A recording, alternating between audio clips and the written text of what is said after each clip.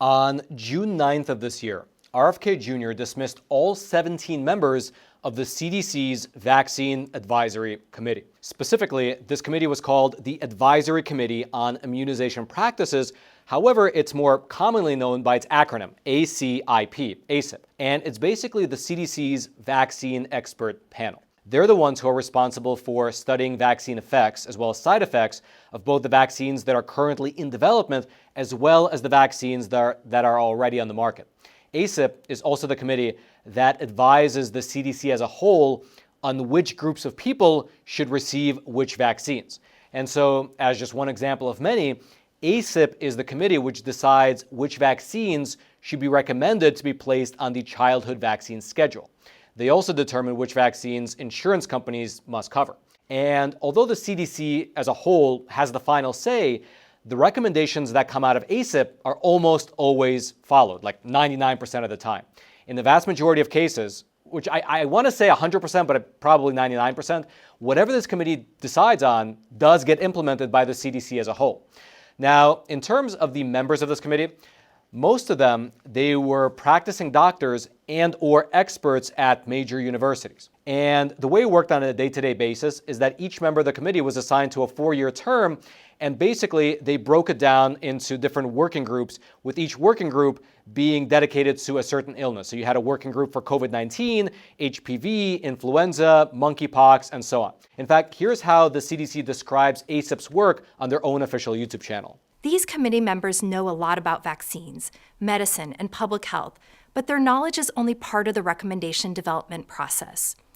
Before making a recommendation, ACIP members carefully review the data and information for each vaccine. They consider the safety and effectiveness of the vaccine when given at specific ages. After FDA approves or authorizes a vaccine, ACIP reviews the rigorous studies conducted by vaccine manufacturers to ensure that a vaccine is safe and effective at specific ages. Committee members evaluate the severity of the disease and the vaccine's effectiveness in addressing the burden of disease. Vaccines recommended for children and adults help prevent diseases that can be serious, potentially causing long-term health problems or death. Some vaccines are recommended for everyone. Others may only be recommended for certain people based on their age or other risk factors. If there is enough information to move forward with a vaccine recommendation, a quorum is required for the committee to act. Once the ACIP makes a recommendation, the CDC director will approve, amend, or reject the recommendation. If approved, the recommendation is published in CDC's Morbidity and Mortality Weekly Report, and upon publication, represents the official recommendation in the United States. Understanding the process and importance of ACIP recommendations help healthcare professionals feel confident that the vaccines they recommend to their patients are safe and effective. And obviously, although not mentioned by the CDC themselves in that video that we just watched, the decisions that ultimately come out of ACIP, they have an impact on billions of dollars of revenue for the pharmaceutical industry. That's because if you just think about it, a positive decision by ACIP, it can have huge ramifications for a pharmaceutical company that has spent years and perhaps tens of millions of dollars working on a new vaccine. And so if you have the CDC go ahead and recommend that vaccine to every group possible, that's an obvious financial gain. Also, it's perhaps worth mentioning that any vaccine that gets placed by the CDC onto the Vaccines for Children program, the VCP, that vaccine becomes covered under the National Vaccine Injury Compensation Scheme.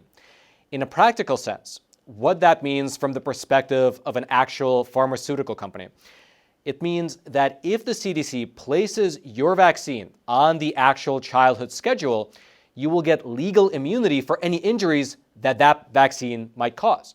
Instead of being able to sue you for any damages, people have to go to a special vaccine court. And if that person wins their injury case in that court, they'll be paid their compensation by the federal program rather than the actual pharmaceutical company. Now, that's a whole nother topic, but the general point that I'm trying to get across is that the ACIP committee is very important from both a policy perspective, but also from a financial standpoint in terms of the pharmaceutical industry. Now, RFK Jr., he announced the forced retiring of the 17 committee members in an op-ed that he wrote and published in the Wall Street Journal. In that editorial, RFK Jr. laid out 3 main reasons for firing everyone. Firstly, he complained about persistent conflicts of interest that plagued this particular committee. Quote, "The committee has been plagued with persistent conflicts of interest and has become little more than a rubber stamp for any vaccine." The issue of having persistent conflicts of interest was actually a known problem within this committee long before RFK Jr. took over. In fact, in the op-ed itself, RFK referenced a House investigation that was published all the way back in the year 2000, which found that enforcement of ACIP's conflicts of interest rules were weak to non-existent. That study, again from 25 years ago, it also found that ACIP members regularly participated in deliberations for and even advocated for products in which they had a financial stake. Here was RFK Jr. on just one example of what that report found, again from 25 years ago. Quote, "The CDC issued conflicts of interest waivers to every committee member. 4 out of 8 ACIP members who voted in 1997 on guidelines for the RotaShield vaccine, subsequently withdrawn because of severe adverse events, had financial ties to pharmaceutical companies developing other rotavirus vaccines." These perceived conflicts of interest, though, did not stop with the publication of that report all the way back in the year 2000.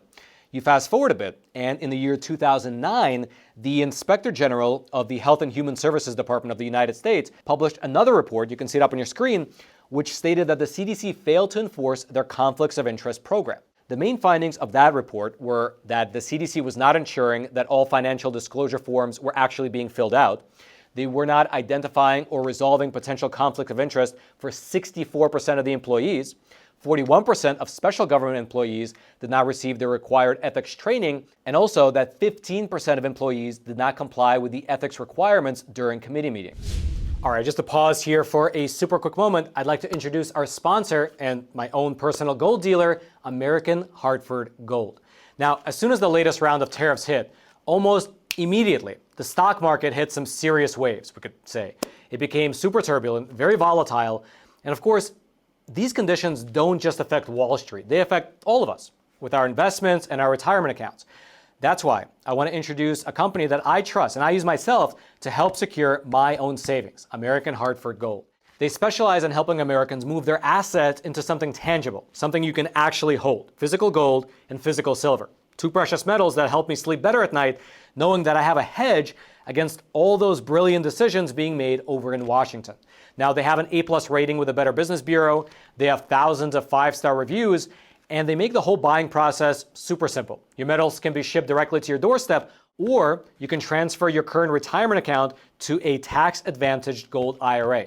And the best part is that right now, American Hartford Gold is offering an exclusive buy one, get one deal for my viewers. When you call them and mention my name, Roman, for every 1 ounce of gold that you purchase, you can get 1 ounce of free silver.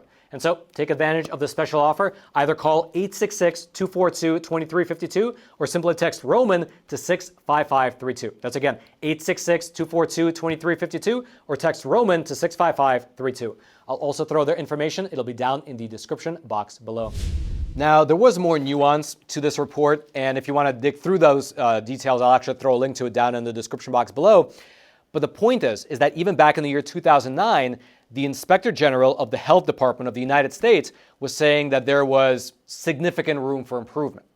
We can then fast forward to today, and this is how it works. ACIP meets 3 times a year to discuss and vote on vaccine-related matters. And according to the CDC's website, at each meeting, members of ACIP are, quote, required to declare any potential conflicts of interest that arise in the course of ACIP tenure. Members who declare perceived or actual conflicts of interest will be asked to recuse themselves from participating in the discussion and decision-making of the issues related to that interest. And indeed, that is how it works. Up on your screen are the number of self-reported conflicts of interest by year.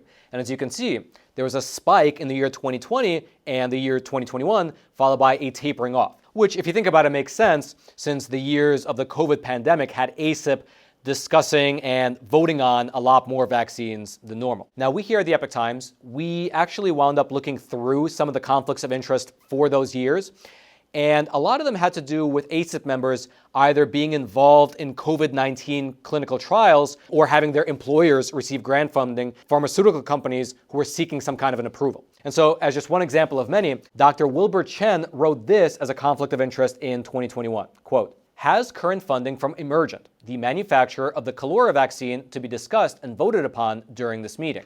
And then just a few months later, Dr. Chen reported another conflict of interest at a different meeting, quote, reported the potential perception of a conflict of interest in that his employer, the University of Maryland, receives a grant from Emergent Biosolutions Incorporated for the development of a Shigella vaccine. It's really worth mentioning that by exposing this conflict of interest, Dr. Wilbur Chen chose voluntarily to abstain from voting.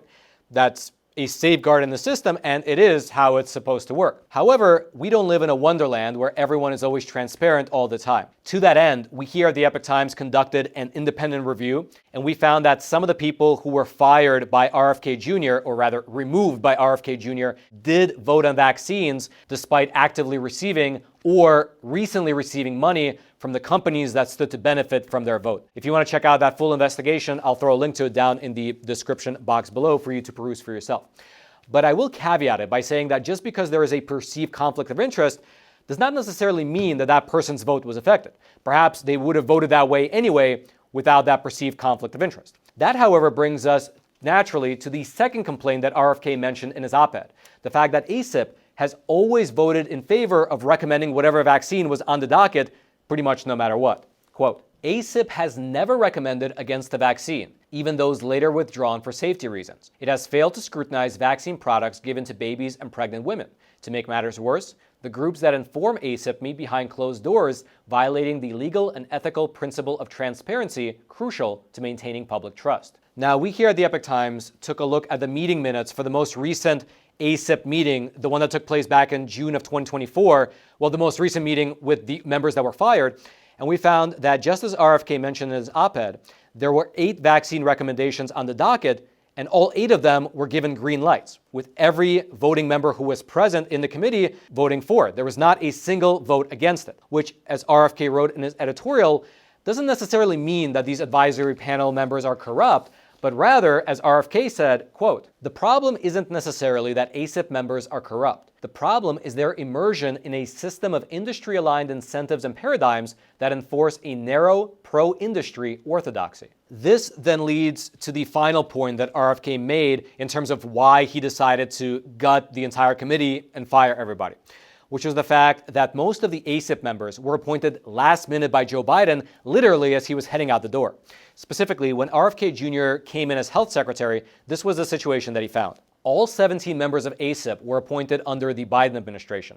13 of them were appointed in the last year of Joe Biden's presidency, and 8 of them were appointed in January alone, right before Joe Biden left office. What this meant in practice, according to RFK, was that, quote, these appointees would have prevented the current administration from choosing a majority of the committee until 2028. The prior administration made a concerted effort to lock in public health ideology and limit the incoming administration's ability to take the proper actions to restore public trust in vaccines. And so these were the 3 stated reasons: a persistent problem with conflicts of interest, the panel always voting yes on anything on the docket, and that the previous administration basically stacked the roster at the last minute.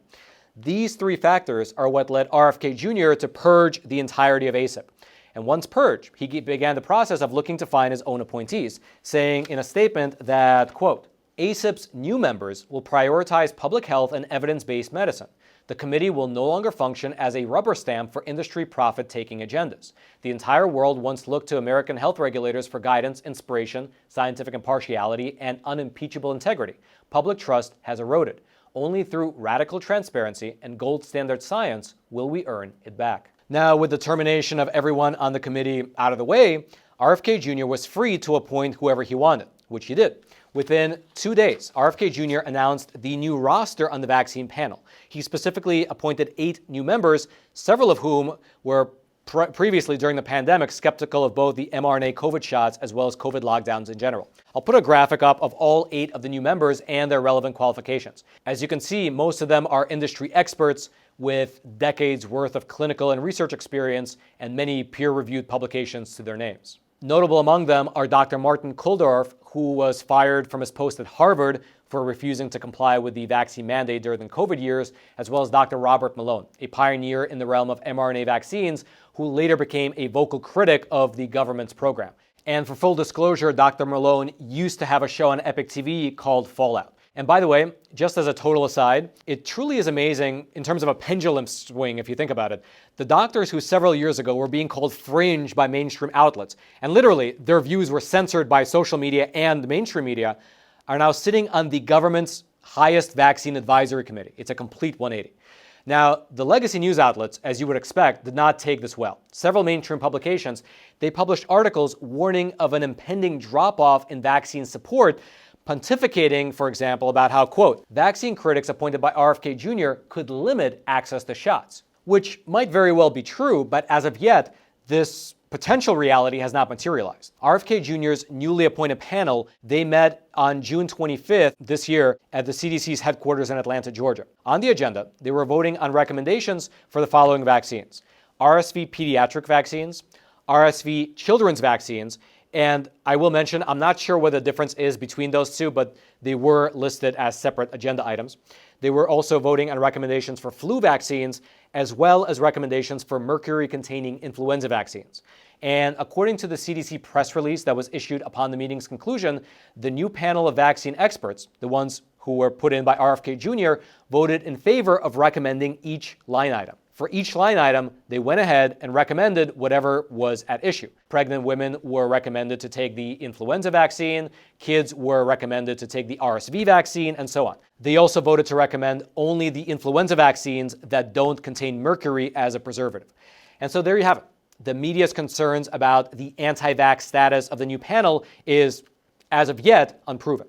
We'll see what the future holds. Also, if you'd like to take a peek behind the curtain at this CDC panel of vaccine experts, over on Epoch TV, we just published a nearly 2-hour-long interview with doctors Robert Malone and Restif Levy, two of the new doctors who were appointed by RFK Jr. to ACIP. They broke down for us what that committee is really like behind closed doors, and in my opinion, it was a great interview, and especially if you're interested in this topic, I would highly recommend you check it out. I'll throw a link to it. It'll be down in the description box below, which I will mention is that same description box right below those like and subscribe buttons, both of which I hope you take a quick moment to smash so that this information can reach ever more people via the YouTube algorithm. And then until next time, I'm your host, Roman from the Epoch Times. Stay informed, and most importantly, stay free.